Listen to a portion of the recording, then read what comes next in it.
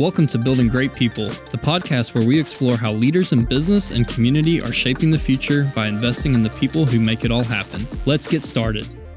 Welcome back. I'm Rylan Kean, your host for Building Great People. I'm so excited today to have Pamela Holz. She's the Executive Director for the Association for Corporate Growth in Tennessee. And we're going to talk a little bit about leadership today, but you have an interesting perspective, being that you kind of run an organization that gets to hear from lots of different businesses from what I understand. So we'll kind of kick it off and let you just tell a little bit about yourself. Would love to know maybe your beginnings and then talk a little bit about Association for Corporate Growth in Tennessee. Yeah, well, thank you first and foremost for inviting me to be on this. It's always exciting to get to talk about leadership and how to connect with people. So my background is education. I went to school to be a school teacher. My dad was actually a professor at a little college in southern Minnesota, and it was a teacher training college. And I knew I wanted to go there from the time I was in fourth grade. I wanted to be a teacher, and I taught for 3 years, and I haven't been back in a formal classroom since. But I think the beautiful thing about that is that whatever you do in life, you can use what you've learned as long as you have that perspective. And teaching is something that if we're not learning, if we're not growing, we have to be always learning to be growing, and that we are human beings, we are living, so we have to be growing. So, what I do with this job, it's a networking organization. It's called the Association for Corporate Growth. It is actually a global organization. It's been around since 1954. We have 61 chapters around the world. And most of them are in the United States, but the purpose of it is to help to bring together people who do middle market mergers and acquisitions so that they can look for opportunities to find ways to work together. Okay. So I work with lawyers and accountants and investment bankers and regular bankers and private equity firms and people in HR, anybody who might have something to do in that sphere of the middle market merger and acquisition. And it is fun to be able to do that. I remind my people on a regular basis that while this is a networking organization, my goal is to help build relationships between the people who belong to ACG. You can know a lot of people as you're doing networking, but what about it when you build a relationship with people so that you can actually work with people that you really enjoy because you know who they are as human beings? Yeah.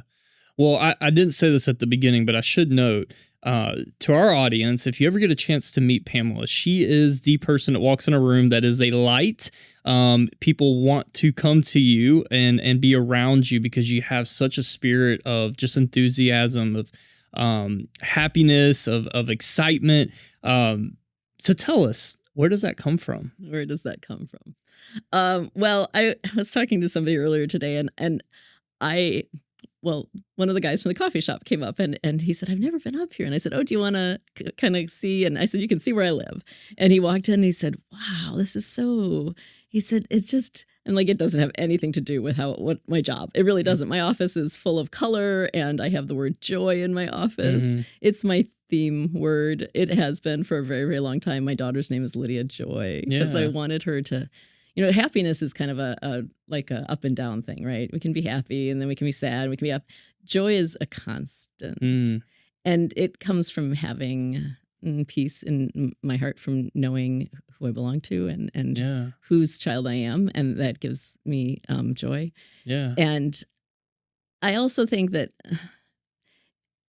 we have opportunity in this life, right? We don't know how long we're going to be here. We don't know the length of our days. We just know that the one thing guaranteed, right, is that we're all going to die at some point. But what if we live every moment that we can with looking for opportunities to connect with other people and to share love with other people, to share joy with other people, to share kindness with other people? Yeah. And my goal with every person that I meet is to find something to love about every single person that I meet.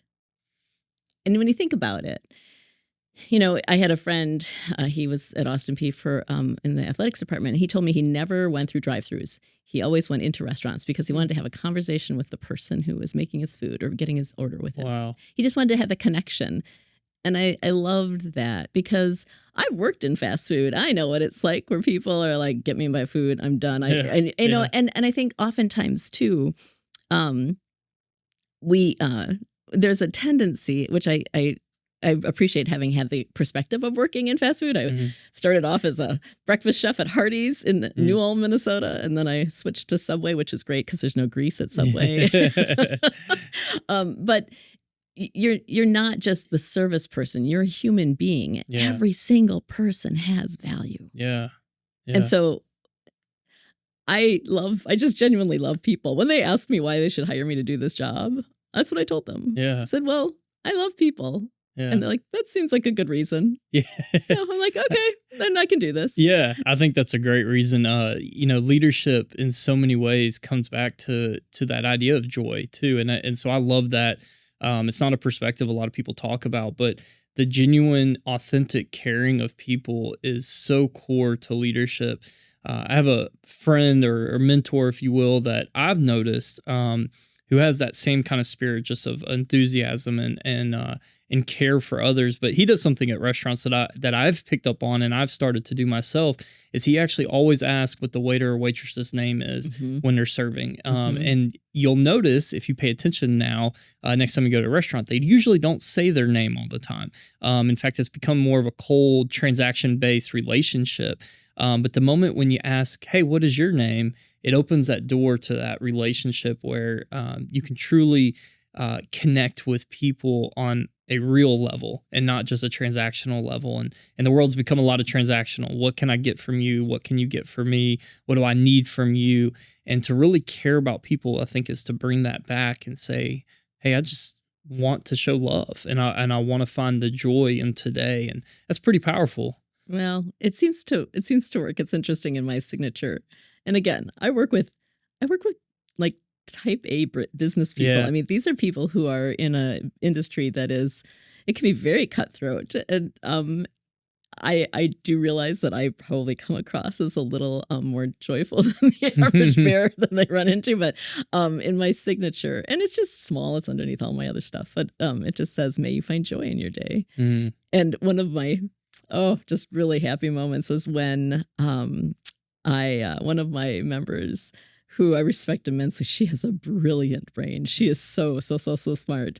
But she quoted back to me. She's like, oh, yeah, like in your signature where it says, may you find joy in your day. And I'm like, I love that because it means somebody saw it. Yeah. And it doesn't matter what you do if you have the perspective that I can look to find joy in this day. Yeah. I can. Yeah. I can make that choice that I am going to look to find joy in my day. Yeah. It changes your whole perspective. Yeah, that's really is so powerful, and I honestly believe it's rare today to see that, and that kindness that you can show people makes such a difference. And I would encourage our viewers, listen to this, you could say, hey, maybe this isn't about leadership, maybe this is more about a spiritual or relationship thing, and just being maybe a quote unquote a good human.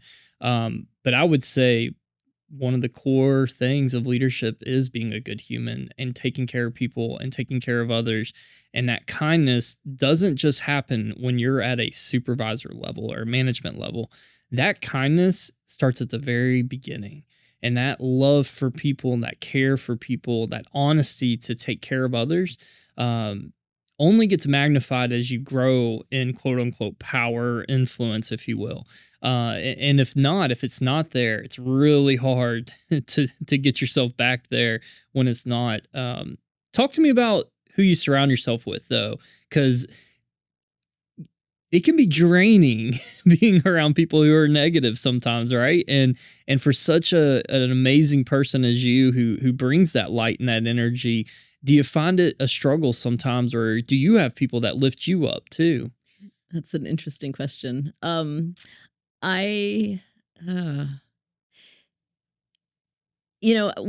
run into people who have more of a negative energy or a less of a joyful perspective on life, sometimes for me, I said my background was education, and as a teacher, you have all of these little children coming into your classroom, and they all have come from different homes and they've had different life experiences. And I will tell you, I taught kindergarten for my teaching experience was very interesting. My first 2 years of teaching, I taught in a one-room school. Hmm. So I had grades 1 through 8, and I was the principal right out of college. Wow. I asked myself almost every day, I don't know what I'm doing, but if Laura Ingalls could do it at 15, I can do it at 23 with a college degree. So, but my third year of teaching, I taught kindergarten, and I had 16 students, and I was alone in the classroom with 16 little kids, so they're little 5-year-olds.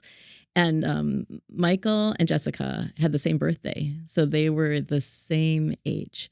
And Jessica came into the classroom, and she was this bright, sparkling little blonde-haired, blue-eyed little pretty girl who had mommy and daddy at home who loved her and her little sisters. And she loved to learn, and she loved to be in school, and she had joy in her and that little sweet little body of hers. She just came in and she was always happy. Mm. And then there was Michael, exactly the same age. Dad was in jail. Mom was a recovering alcoholic, maybe not recovering. His older sister had fetal alcohol syndrome, and his older brother got kicked out of school for smoking in the bathroom. And Michael ended up finishing his kindergarten year living with the babysitter because Mom decided she was done.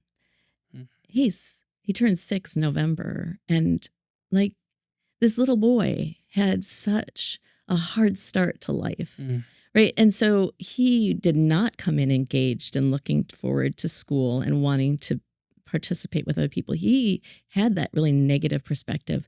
But when you look at that, you recognize that Michael needed so much more love. I mean, I loved Jessica. I loved her energy and her joy, but Michael needed even more love.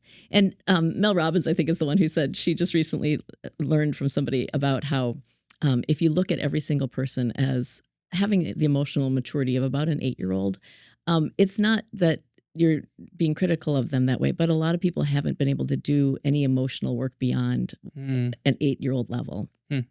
And just because they're big people doesn't mean that they've done any self-reflection, self-awareness. I think you and I had talked about a little earlier, just how important that is to do that. So when I do come across, back to your question, because I do remember, when I do come across somebody who maybe struggles with negativity or doesn't see any way to find joy in life, that's almost I almost take that on as a special project, as an opportunity for me to really get to know that person, to see that person, to love that person past all the hurts that they've had in their life. Yeah. And sometimes it gets a little rough, and I have to just maybe remind myself. A friend of mine told me you can hold somebody else's problems on your hand like a platter, but you don't have to take them into your heart. So when you're empathic toward other people, maybe you don't have to absorb all of their negativity and their emotion, but you can hear it and you can love them through it. And I think one of the things that I make a point of doing with friends, and actually with some of my members too, I'll give them a big hug before I leave, and I'll just tell them, I love you guys. You guys are great. And I know it throws people. Yeah. I know it does. I had somebody tell me the other day, he's like, yeah, he was saying that, what, Pamela hugged me. I'm like, yep, I do. I realize, but listen, we have this wonderful life that we have to live. And if we have the opportunity to show love to people, and if that just means, hey, I think you're great, I see you, I want to give you a hug and just tell you, thank you for being you. Yeah. What does that hurt? Yeah. We need more people like that. That's the empathy, that we can show people when we feel that joy. I think we've all come across those people. I think you are one of those people, but where they just truly have embraced this unconditional love for people. And I know for our kids, maybe it's a little bit different, right? Like I have this unconditional love for my kids. No matter what they do, I will always be their father and care and love for them. But what I've found through my life is through my past, my history, things that went good, things that went bad, but this realization that everyone, I like this eight-year-old analogy, but everyone has this yearning to be loved and to be cared for. And we talk about that in relation to leadership, but what I found with the people that I work with and the people I work for and the people that work for me is that even through the hard times, when accountability has to take effect, when our jobs have to be done, when you can stop and empathize, and when you can stop and ask, why did we get here? How did we get here? Who are you as a person? And it doesn't work every time. There's some people that I can't reach down and grab them and bring them up, because you have to want it too. But the fact that you're willing to go down and meet them where they're at, not ask them to just come to you at your level, I think changes the atmosphere in which we work, the environment in which we work, and it brings you to a place where people actually want to give more and to do more and to be better, because you're asking them to achieve something that they didn't know they could achieve, but you're showing them it can be done, right? And I bring things a lot back to my time as a coach of soccer. I coached a group of brilliant, smart little kids at Clarksville Academy from 6th grade all the way to their senior year. And it was probably one of the most transformational times of my life, because I was young still. I was still a kid. And, or at least in many ways, I was in the end of my college and to the beginning of my career. But watching these young kids develop into leaders and dealing with some of the things that they dealt with and being a part of that and showing them a stability. While, yes, we were playing a sport and we weren't that great, just to be honest, we had a couple good players, but it's a small school. But the ability for them to hopefully take some of those life lessons that maybe they didn't get at home. I had one that his parents never showed up to a single game, 6th through senior year, right? And I believe he just graduated, I think it was dental school, on Instagram the other day. And to me, I don't know if I had any part in that, but I would say I got to be a part of that journey. And I think I look at that for the people that I work with. I get to be a part of your journey. And either I'm going to be a good part of that journey or I'm going to be a bad part of that journey. And so even through accountability and making sure we got this job to get done, and I got to sometimes reach down and have consequences, but at the same time, I get to uplift you. I get to bring you to a place where it's like, hey, I know you can do better. And hopefully, even if we have to have tough conversations, which I've had a lot of those, when we walk away, you're still a better person. That's always been my goal. I fail a lot, but that's been my goal. Well, don't you think, too, that there's an element of you can be a leader or you can be a manager? And I think you know our good friend Walt Lord, who very much is a big fan of leadership and pointing out the difference between being a manager and a leader. And I've had a lot of managers in my life, but I've also had some really amazing leaders. And I aspire to be more like those leaders who, I mean, I had a professor in college. Oh, my goodness. His name was Ted Hartwig, Theodore Hartwig. And the man was old when I met him. And I met him when I was in, a freshman. I don't know when I met him. I was, I think, 10 because he taught at the same college that my dad did. Yeah. And he was scary. But that man, he made me work hard. And I had my dad as a professor, too. And my dad is the sweetest man you'll ever meet. I mean, he's so kind.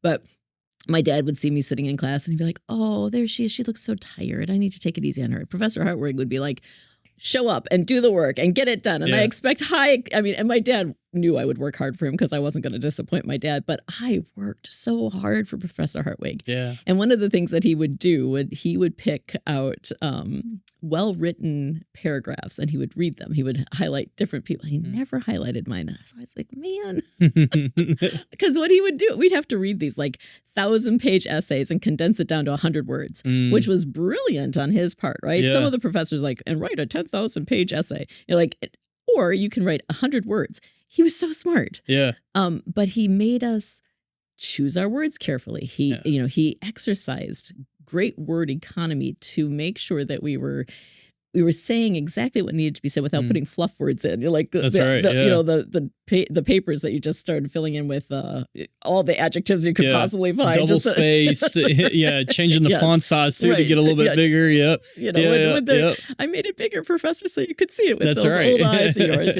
But at the very end of college, I wrote Professor Hartwig a note after he had submitted our grades and that was all done. I wrote him a note and I just said, I had you for more credits than any other professor on campus. I also worked harder for you than any other professor on campus. Thank you for making me want to strive so hard. He was such a good leader. Yeah. And I mean, I learned from the teachers that I had how to lead and how not to lead. And when you want kids to be excited about something, when you want anybody to be excited about something, again, we're not that different from those 8-year-olds, right? That's right. And so I have 8 committees with my organization. And so I get on these different committee calls. And one of the things, my goal with each one of these is, one, I get on, I'm like, oh, you guys, I love it when we have these meetings because you're my favorites. Don't tell anybody else, but you're my favorites, right? And then they all get little grunts on their faces. And this is such a different feel from a typical meeting that they're having. But we get all the work done. Yeah. We talk about the things that need to get done. And then I always end with, some sort of, I so appreciate working with you all. Thank you so much for everything that you're doing. And I just hope that you find, and I'm smiling at them as I'm sending them out into their day. Yeah. And I can't wait till our meeting next month. My goal is on that Zoom call to have everybody on the call grinning at me. Yeah. Like they're all smiling. Why? Because they might not have another meeting all day that makes them smile. Yeah. But what if they, how do you get people to want to do, it's a volunteer organization. Yeah. They're not getting paid to be on these committees. So I need to let them know that I appreciate them. And if nothing else, it's just that they get to spend a little time having a little bit of joy in their day. Yeah, that's definitely interesting. I pulled 2 things out of there. One I want to start off with is hard work and asking people to do hard things does not mean you're a bad leader. In fact, in relation to what you said, some of the strongest leaders I've worked for asked me to do more than I ever thought was possible and was the hardest on me. One of them being a professor. My freshman year was a philosophy class, and I remember we actually had, I don't know if you had this in school, but there were these little blue books, I think is what they were, and I had to write physically for the test. Yeah, I hated it. It's the only class I ever did it with. But it was also one of the best classes I ever took, not because of the content, but because of the professor and because he forced us to go above what I wanted to do and what was normal, right? Everyone else we're still typing on computers, doing stuff during class. And he's like, nope, you're going to write it and you're going to learn it and you're going to come back and you're going to physically put in the effort here. Yeah. One of them was a coach that probably would get fired today if he was coaching, but old school type, but the respect and the ability for him to gather a team up and, of rough teenagers to go out and work hard and to do things that were seemingly impossible, run until you throw up kind of deals. And, but at the same time, inspiring and push you to be great, right? And there's greatness that comes from suffering.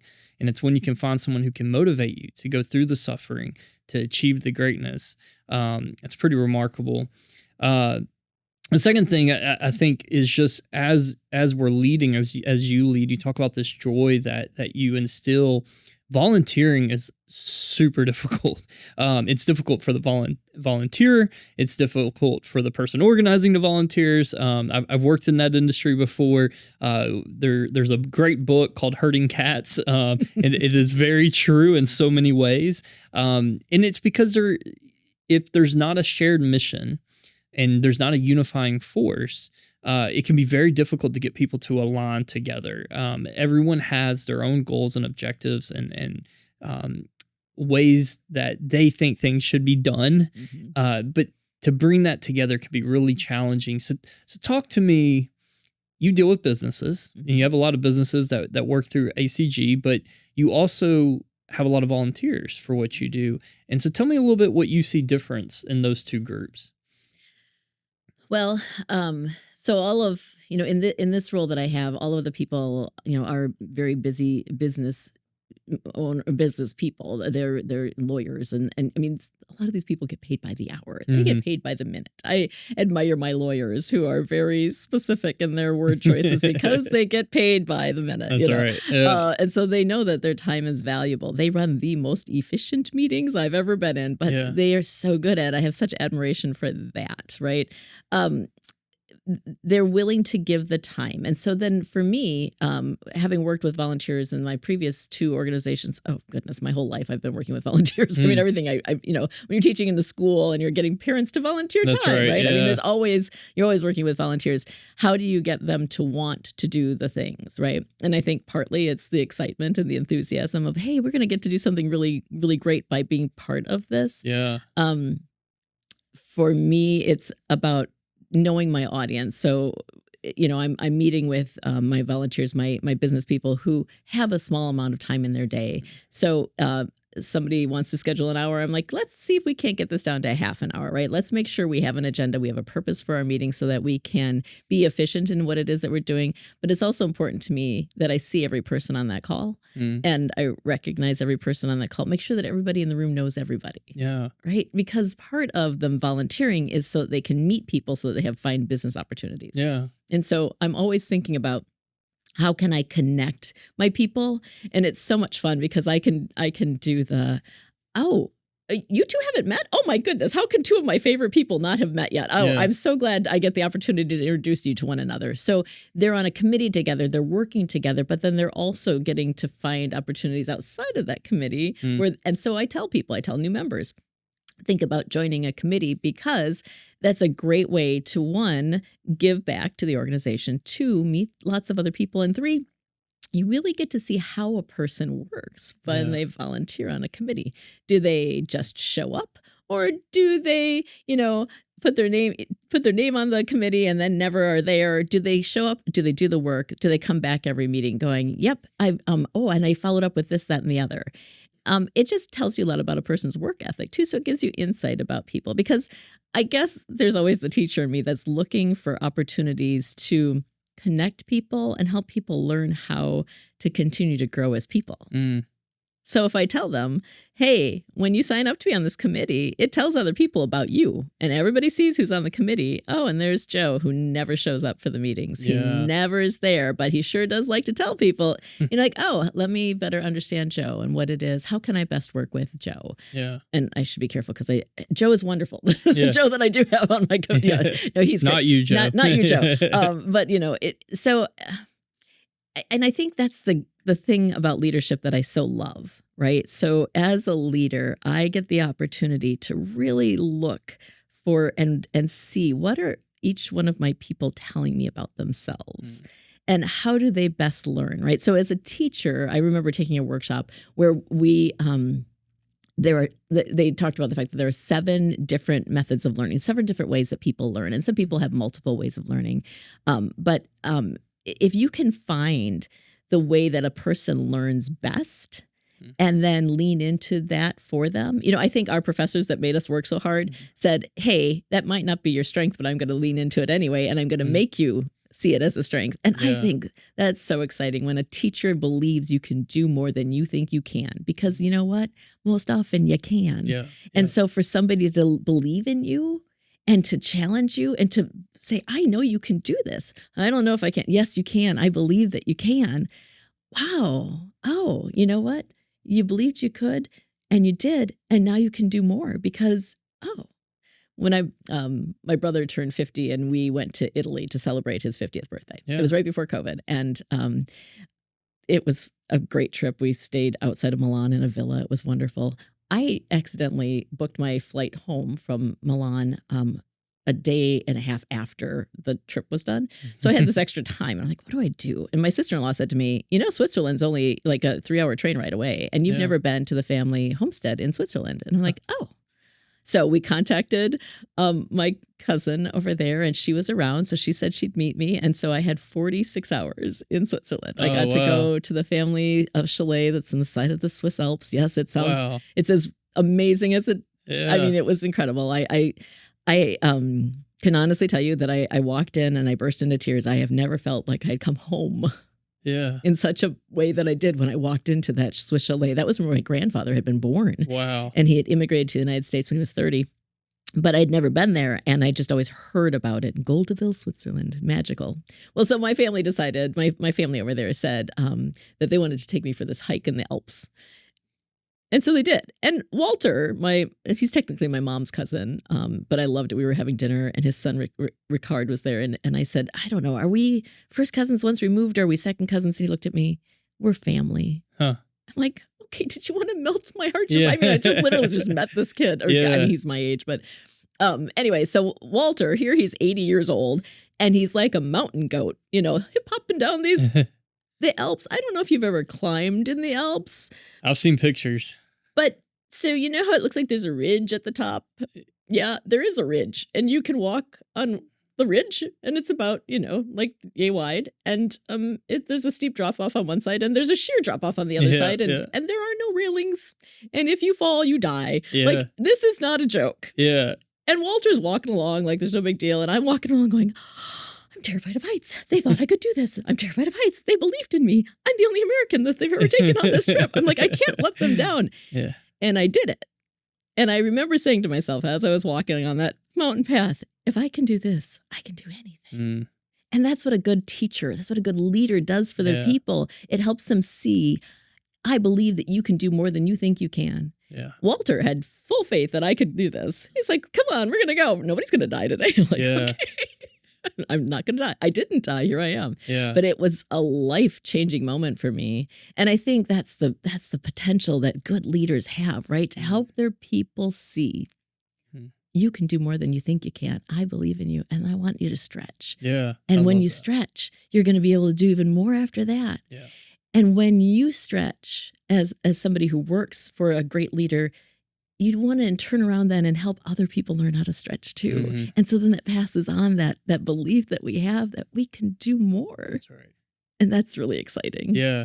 And that's where this comes from, right? I just get excited talking about it. Like, the enthusiasm bubbles over. So, well, I'm extremely jealous you've been to the Alps. I have not made it there. I've been to spaces close to there, a few countries near there, but that is a bucket list, is to snowboard at the Alps. So we'll make it there one day. But highly recommend. Yeah. I'm a little scared of heights, so I may need is it Walter? Yes. I may need the mountain goat to help me through on that as well. But that's an amazing truth that you spoke there, and it's contagious. When you get one person who's doing it, it's contagious and it continues and it can spread.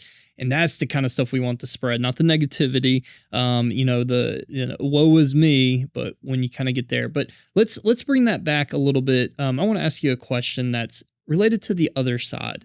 You deal with a lot of people, and while you are that teacher, that mentor, that guide, that coach, pushing people in so many ways, when you come across someone who is struggling with, I don't know if I can do this, and I'm scared, and this is real life, what do you say to them? I love that you asked me that. I had a conversation just last week with one of my members. He's a newer member, and he had come up and had lunch with me. He's like, can I take you out for lunch? I'm like, yeah, that's great. I always love to get to know my people. And if it's a Zoom call or an in-person coffee or lunch, it's connecting with human beings, right? And he was telling me about some hardships that he was having in his life. And then I didn't hear from him for a while. And I was concerned, and I sent him an email, and I didn't get an answer. And I ran into a mutual acquaintance, and I said, hey, have you heard from him lately? Because I'm a little concerned. And he's like, oh, I just ran into him, and he said he's doing great. I'm like, okay. We live in the shadow of Fort Campbell. We know people who have served in some really difficult situations, and I've lost several friends to suicide, and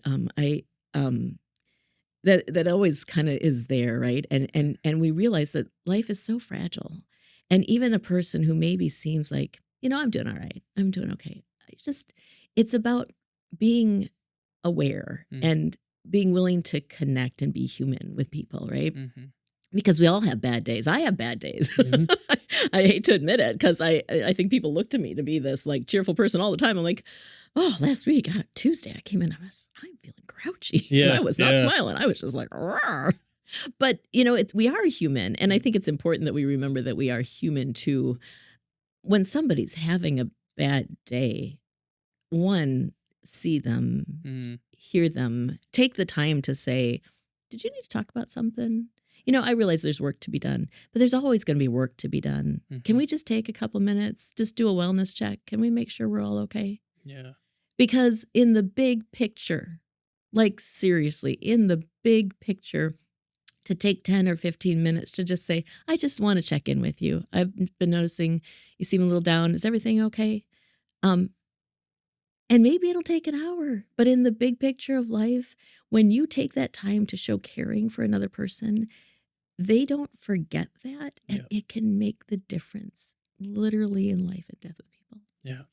Yeah. So to leaders out there who are like, well, we've got this person with some negative attitude, like, help me understand what's going on with you. Yeah. I want to see you first as a human being. I know we've got a job to do, but help me understand what's going on with you and how can we work through that? And you need to lead them to, they need to say it, right? Because they That's have right. to have the buy-in. That's right. But the gentleman I was worried about, he called me last week and he's like, oh, I didn't get your email because I switched companies and I'm doing really great and everything's going really, really well. Yeah. Thank you for your concern. I'm fine. Yeah. Like, okay, thank you. Yeah. Just needed some closure there. Just needed to make sure that you were all right. But Yeah. I mean, I think everybody has bad days and we don't always know how people are going to respond to a bad day. That's right. And not everybody has a solid foundation of that they feel like, oh, it's okay. I can have a bad day and I'm going to get up again and it'll be all right. Some people don't, and some people despair, and some people don't see the point of being here anymore. Yeah. Nobody would miss me if I was gone, so it doesn't matter. Right. And I hate to put it in that black and white of terminology, but it's the reality of it is it's a very, very real thing that we deal with more often than we want to think about. And maybe just, going into a restaurant and saying thank you and smiling to the person who made your hamburger is a nice way of connecting. I saw you as a human being. That's right. And you matter. Yeah. And what if everybody just took the time? What if we could do that to just let somebody know, I see you and you matter. You matter to me. Yeah. I might not know you, but you matter to me. And I'd love to see you tomorrow. Yeah. So, I mean, and maybe their day is just like, the washing machine broke and then the dog got loose and, all the things, right? But still, those things too, sometimes it's that spell and spelling. It's that let them have the opportunity to just share this human moment. My first job at Hardee's, George said to me, he's like, leave your problems at home. I'm like, yes, sir. And that was how I always approached work, was like, I would leave my problems at home, right? Yeah. And people would come in and there would be drama. I'm like, oh, I don't do drama. Yeah. But as a leader, when you've got people, it's important to see your people, and it's important to recognize that your people have all these worries and stresses in life too, and just to be aware of that. Yeah. Because first and foremost, we need to connect as human beings. That's we right. can get business done too, absolutely. But when you have a team that knows that you care about them as a human being, they're willing to die for you. I mean, in the best possible way, right? I mean, they're willing to go with you anywhere. Go to battle. Yeah. Because they know that they matter to you and they want to live up to the expectations you have for them. Yeah. That's so many great points there. And as we kind of get to the end of this, I think, community is one of the most important things in my eyes. And it took me a long time to figure that out. I'm a little bit more introverted. I'm not a big network person. I can talk in front of a bunch of people. I can also bore you all day, especially if you want to talk about conspiracy theories. That's another. We don't have that podcast yet. I'm looking at my. Let me know when you want to do that. My AV guy, and he's like, "Yeah, let's go." But I think humans were built, and I'm a believer in God, and I believe humans are still built for community, and they're built for love, and because we're wired that way. Yes, I have bad days. I got grumpy at a pickleball tournament yesterday. I was sharing that story earlier and got frustrated and ended up throwing my paddle, which is rare because that's an expensive paddle, by the way. Yeah. Did not break. Thank you. Okay. Yeah. I'm smart enough now to throw it into a net versus a wall. Yeah, smart, so I at least know that. That shows growth. Yeah, exactly. A little bit there. But I think there is a difference in that and being empty. And to say that people come to work and leave all their troubles at home is just such a fallacy. It's not true. It doesn't happen. And some of the hardest working people I have worked with have some of the most difficult things going on in their home life. But yet you sometimes wouldn't even know at work because they're working harder than the people that are crying about the bad pickleball game the night before, right? And I think when I learned who my people were and the people that I get to do life with, which is work. I get to do life with these people.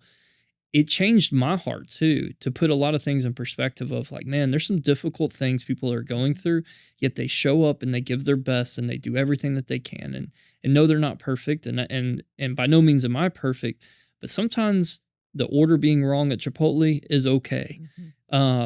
sometimes waiting an extra 15 minutes to get seated somewhere, it's okay. Sometimes a person to cut you off in traffic, it's cool. They were probably a brain surgeon on the way to do a very important emergency surgery. I appreciate that outlook. That is hard in the moment. I'm just going to choose to not honk, but yeah, I mean, absolutely. You hit it so perfectly. That care for people, that authentic care to just really get to know who our people are and what's going on. You notice things, the nuances, the facial expressions. You mentioned something about how, before we got started, about how COVID, I said this part about stealing years from our kids, but just being able to see people's facial expressions. People can say things in an email that you can't see in person. Mm-hmm. And when you can see people daily, you understand those little nuances about how they're behaving, how they're acting, how they're speaking, their tone, that they're all cues to how is life going. Mm-hmm. And to be able to pause for a moment and say, hey, how are you? What is going on? Mm-hmm. Notice this. And maybe even if sometimes it's great news, right? Like, hey, you got a little pep in your step. What happened? And then you find out, right? But I think authentic and strong leaders have no alternative than to get to know their people. If they live on an island, they're not a leader. If they are truly introverted, they're not a leader. You have to invest in your people. And the investment comes with time and spending that time with your people, right? And you don't have to be a manager to do that. That's just leadership in general. Anyone can be that person. Sometimes it is an active choice because we run on empty too. And we have bad days, like you said. And leadership calls you to a little bit higher of a spot, right? And you have to actively put that on when you come in and say, you know what? Sometimes I'm a little broken myself. It's actually kind of the beautiful thing about it, right? We're all broken. We're all a little messy, but we get to find joy. And that's my word kind of leaving this week. I love that, the joy word. I used it last night in a conversation with someone, and happiness is temporary, joy is forever. It's lasting. Yeah. And finding joy in work, I think people confuse that a lot. They think work is work and I got to tough it out. Man, if work is that to you, you need to find a different job, or you need to find somewhere that can give you joy, because I don't look at what I do as work. I look at it as, man, I get to be around some awesome people. I get to talk to some awesome people. I have an amazing team I get to work with, and have an amazing boss that I get to work for. But the things that really I think are instilled in us, you can learn. Mm-hmm. These aren't things that magically you're born with. Some of us may be predispositioned to have a few of those things a little bit better. Yes, I get uneasy walking into a room and you say, Rylan, go network. Yeah, that's a little harder for me. But can I learn how to still care for people? Mm-hmm. Yeah, we all have to learn that. Mm-hmm. Some of us weren't shown a great role model of that in our past and how to love and care for people. But you can learn that, and you can strive to get better. So, last question. Sure.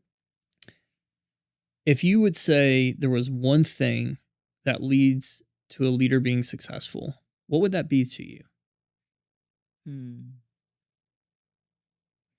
I think a leader is only as good as their weakest person on their team, right? I mean, that's nothing unique to me, but if I've got somebody who's consistently struggling and I don't work to help bring that person up, our whole team is going to be dragged down. It's the one bad apple, right? And the bushel ruins the whole bushel, if you know. But so that's where, for me, it's so incredibly critical that every member on the team matters, and every member on the team is seen, and every member on the team is celebrated for the gifts that they bring to the table, because every single person has gifts. Yeah. And a good leader leans in and finds out what those gifts are, and then works to help celebrate and to grow those gifts in each one of their people. Yeah, that's awesome. Well, Pamela, thank you so much for joining us today. I hope you'll come back in the near future, and we'll do this again. And you've got conspiracies to talk about. Yeah. Hey, look, we can talk about leadership conspiracies. I'm sure there's a few out there. I haven't researched that, but I do think you got some important notes that I think as we look to the future, we can talk about further and really dive in more to. We didn't even really get into the ACG part of what you do, but I think the foundation for joy is so important to my listeners. And I would encourage you to walk away with that, to not look at your teams as just, I got to get the best and get rid of the rest. But to also invest in your people and help them grow and see their potential and push people to do better. We shouldn't accept complacency. We should push people to be that greatness that we know they can be. So again, I'm Rylan Kean. I'm with Building Great People. Thank you for listening to our podcast. We hope you have a great rest of the week. That's it for today's episode of Building Great People. Every leader has the power to shape the future by investing in and developing the people they lead.